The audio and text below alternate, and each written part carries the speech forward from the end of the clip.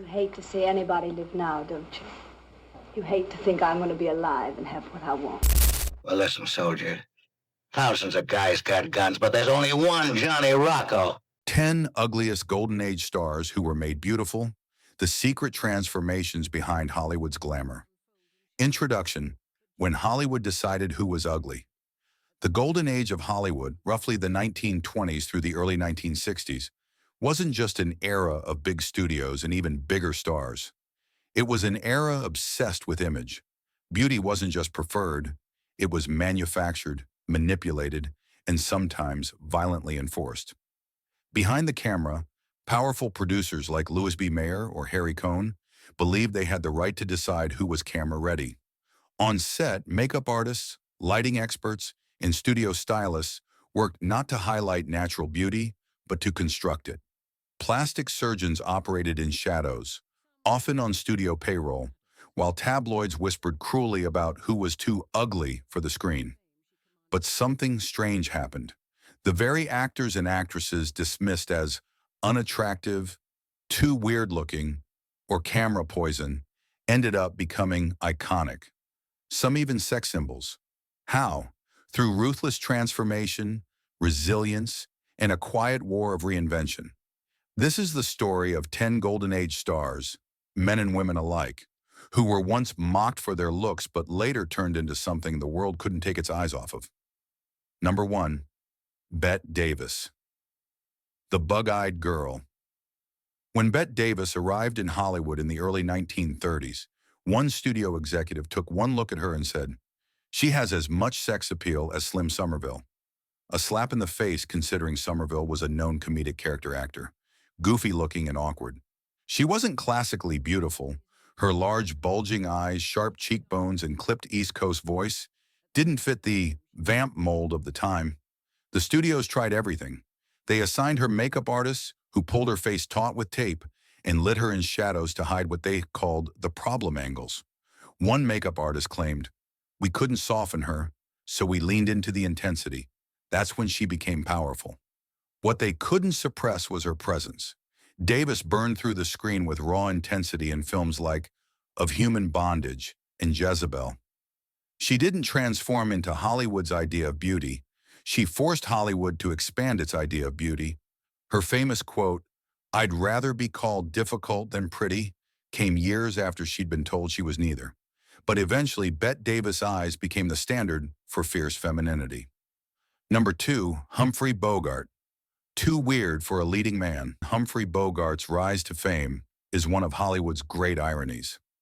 When he started, he was mostly cast in gangster flicks or forgettable side roles, never the romantic lead. Studio executives thought he was odd-looking, with a lopsided mouth, thanks to a war injury, crooked teeth, and a nasally voice. In fact, his nickname on the Warner Brothers lot was the Talking Bulldog.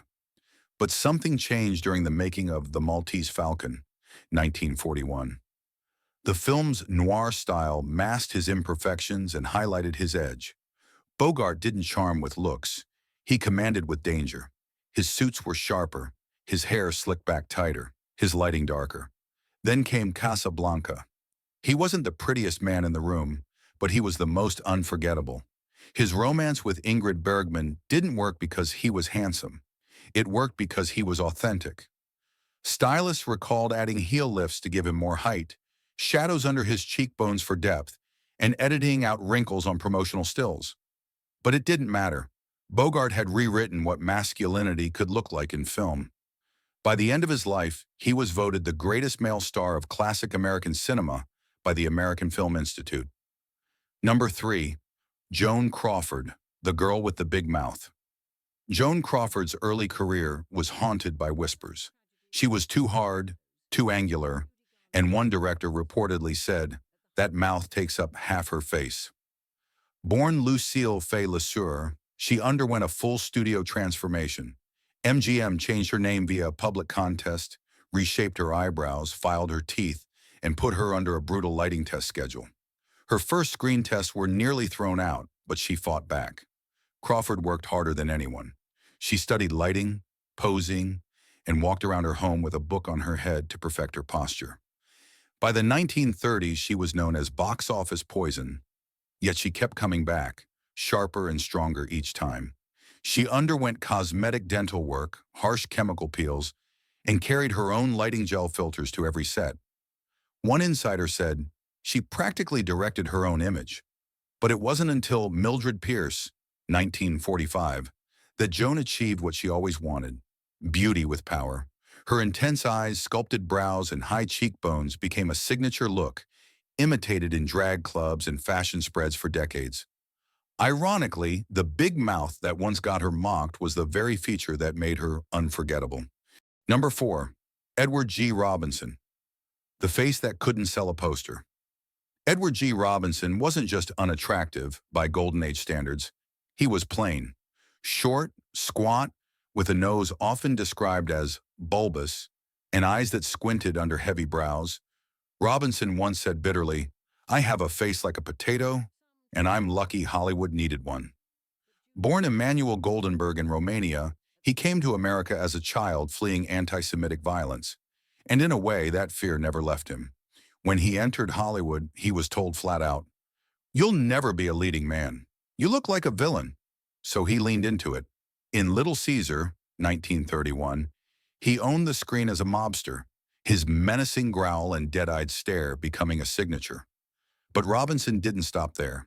He studied theater, refined his diction, and slowly evolved from ugly thug to the thinking man's actor. Behind the scenes, the studios tried everything: chin shadowing to reshape his face, makeup artists used glue to lift his eyelids, even slight prosthetics to balance his symmetry. Publicists refused to put him on posters alone, so they emphasized voice-over looks in his marketing. But fans didn't care. They adored him. His sheer talent overpowered any idea of what beauty should be. Later in life, he said, "I may not have been handsome, but I was unforgettable." And he was right. Number 5, Katharine Hepburn, the Yankee accent and the horse face. Katharine Hepburn entered Hollywood like a thunderclap, loud, lanky, and unapologetically herself. She refused to wear makeup off-screen, preferred pants over skirts, and had an accent so clipped and aristocratic that one critic wrote, "She sounds like she swallowed a silver fork sideways." But it was her face that earned the most criticism. She was called horse-faced, boyish, and angular. One studio exec famously said, "She's got bones, not curves. Who's gonna lust after that?" MGM tried to mold her. They softened her cheekbones with heavy powder, dyed her hair warmer, and forced her into frilly dresses she hated. But Hepburn rebelled.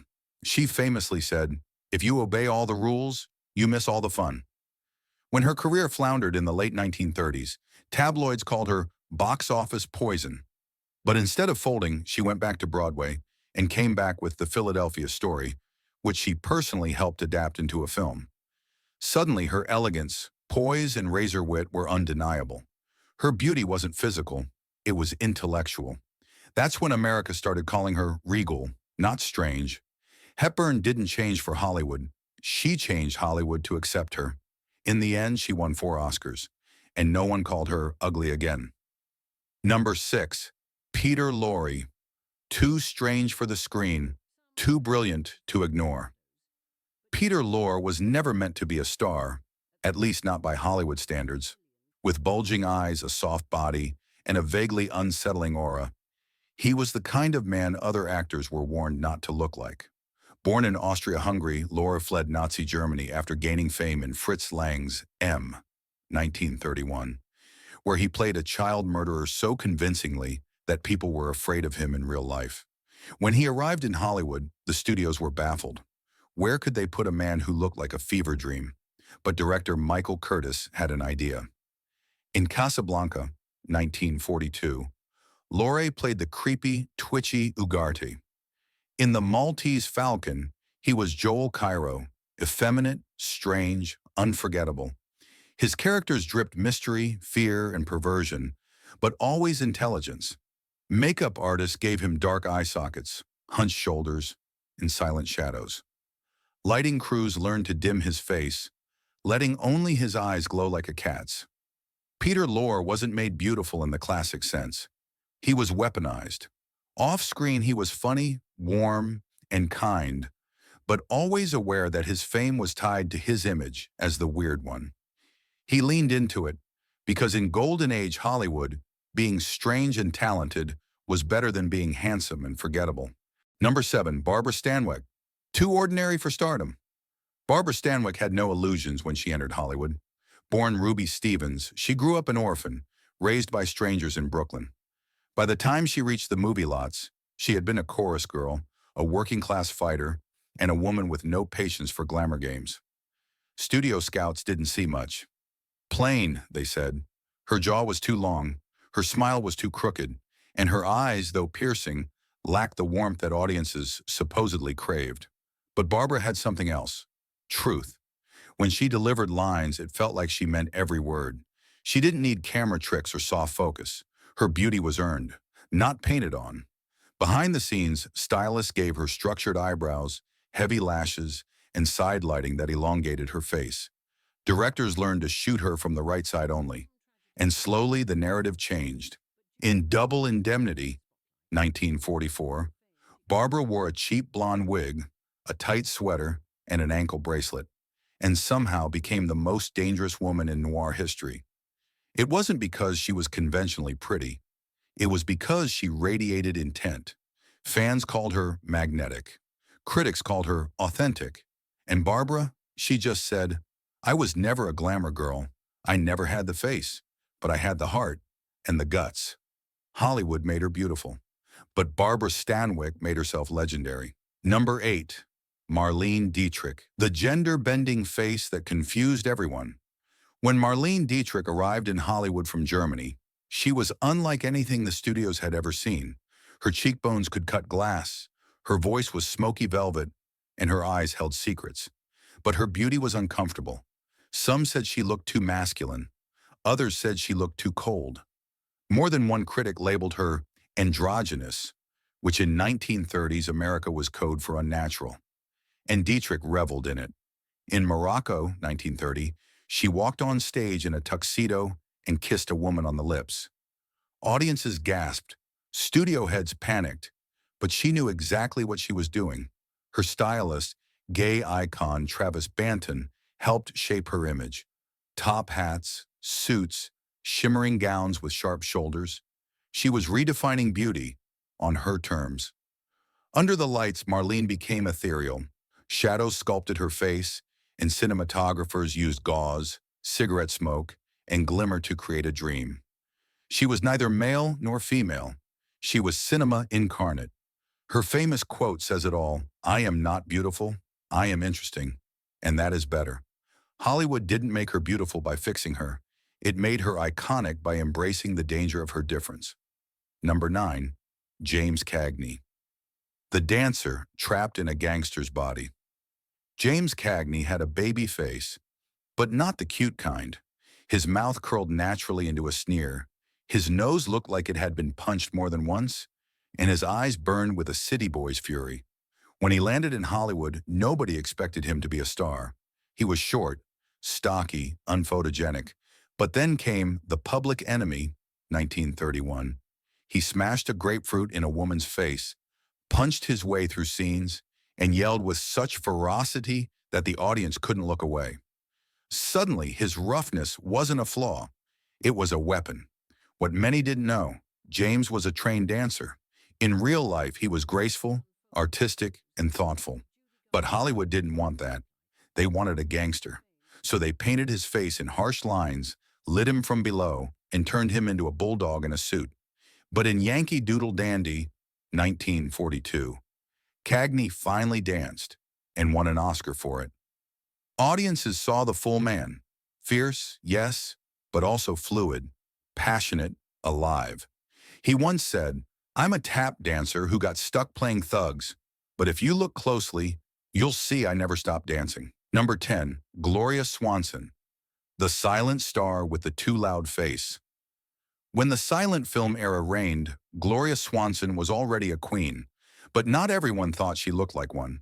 Her features were bold, too bold. Sharp chin, intense brows, oversized lips. In a time when demure beauty was the ideal, Gloria's face screamed across the screen. Critics called her gaudy. She called herself theatrical. She wore elaborate headpieces, extreme makeup, and layers of tulle and jewels. Hollywood didn't tone her down. They amplified her. She became the fantasy of the silver screen, a woman who looked like Art Deco made flesh. But then came sound, and everything changed. Her deep, expressive voice didn't match the image studios had sold. Offers dried up. By the 1940s, she was seen as a relic of the past. Too much of everything. But then came a role written like destiny. Norma Desmond in Sunset Boulevard, 1950. Playing a faded silent star clinging to beauty and fame, Gloria Swanson resurrected herself. She wore dramatic eyeliner, sculpted cheekbones, and madness like perfume. The lines blurred. Was it Gloria or Norma? The final scene, her stepping into the camera's light, whispering,